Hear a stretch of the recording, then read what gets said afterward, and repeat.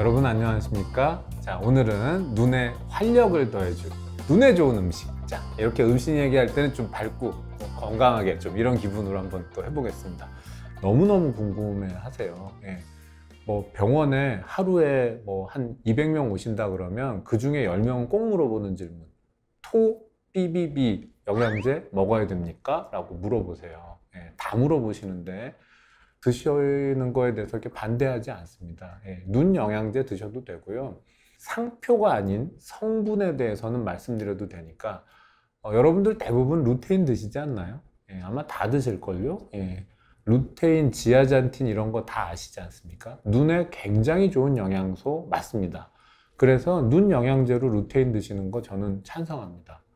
자, 오늘은 약을 팔려는 게 아니라 약을 어떤 걸 사라고 말씀드리는 건데요. 자, 이 안구 단면을 보면서 좀 설명드리자면요. 우리 눈의 앞쪽은 각막이라고 부릅니다. 각막. 그 다음에 이 뒤쪽은 망막이라고 부릅니다.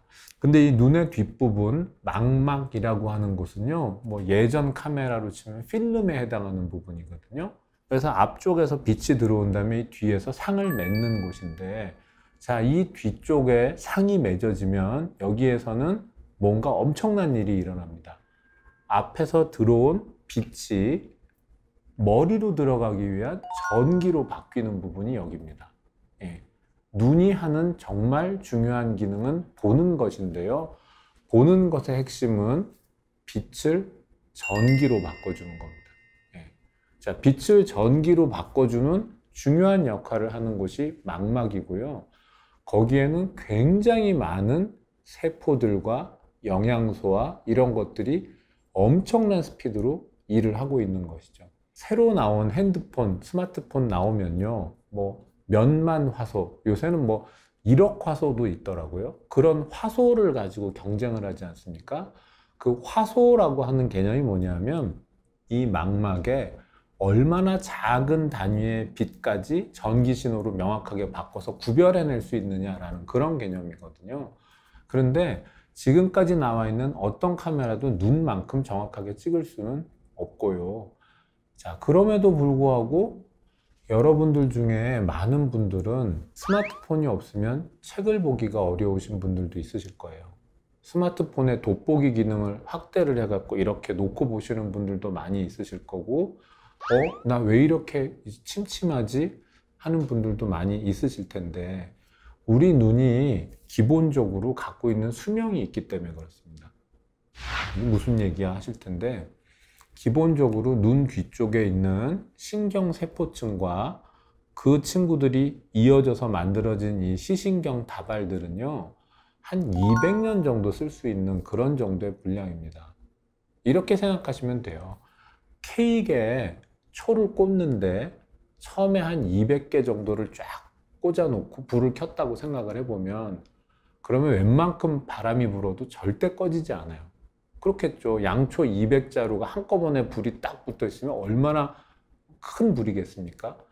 그런데 본의 아니게 매년 하나씩은 꺼진다는 거죠. 그래서 초가 하나씩 없어지면 200다발이 불이 들어와 있을 때는 태풍이 불어도 전혀 흔들리지 않던 초가 하는 순간이 오죠. 한 100개 남고 50개 남게 되면 그 다음에는 훅 불면 저절로 막 꺼지게 되는 거예요.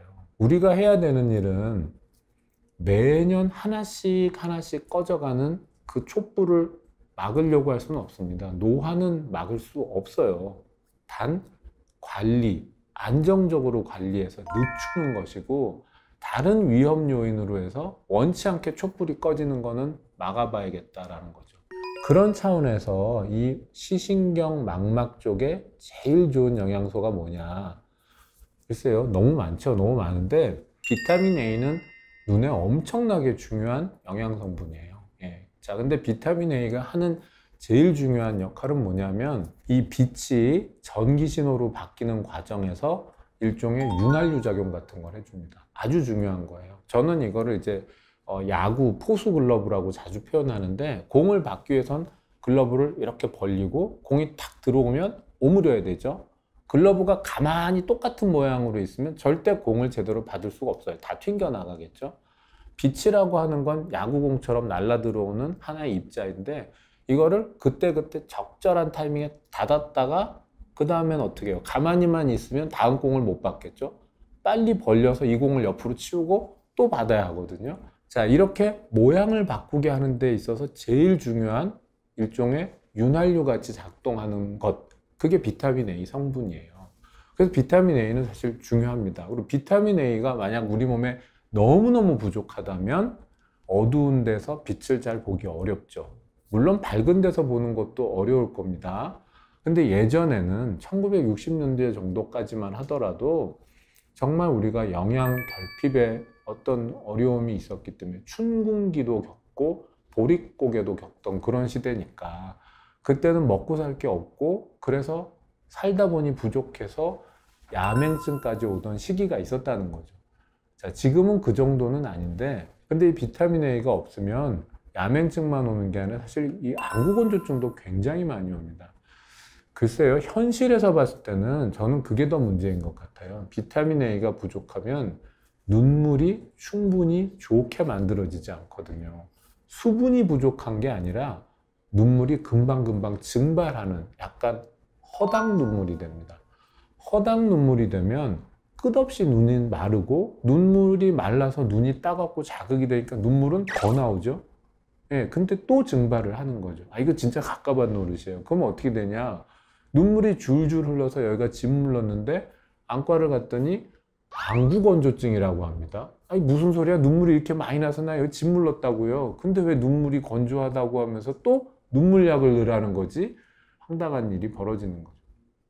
이유는 뭐냐면요. 눈물이요. 그냥 맹물이 아니기 때문에 그렇습니다. 맹물, 수분이 있고요.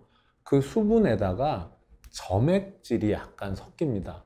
그래야 그 맹물하고 눈물이 좀 다르지 않겠어요? 약간 점액이 생기고 더 중요한 거는 그 눈물이 증발하지 말라고 마지막에 위에 기름을 한 방울 탁 떨어뜨려 놓거든요. 이 기름층이 있어야 물과 기름은 어떻게 됩니까? 서로 섞이지 않죠? 그래서 물 위에 기름이 싹 떠 있으면서 증발하는 걸 막아주는 역할을 하는데 이 비타민 A가 부족하게 되면 이 기름층이 잘 안 만들어지죠. 그러면 맹물층만 계속 나오는데 이거는 깜빡하고 나서 3초 지나면 증발합니다.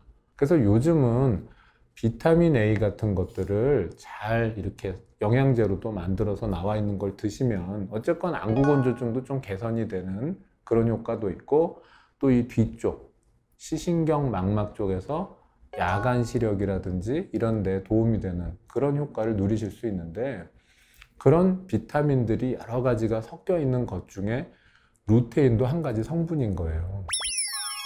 많이 받는 질문인데 나 이렇게 술만 먹으면 다음날 눈이 안 보여요?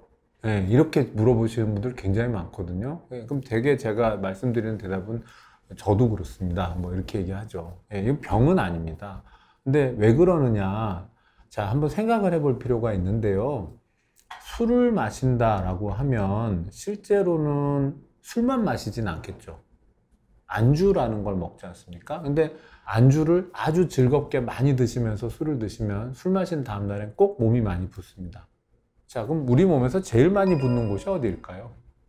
예, 손 많이 붓죠.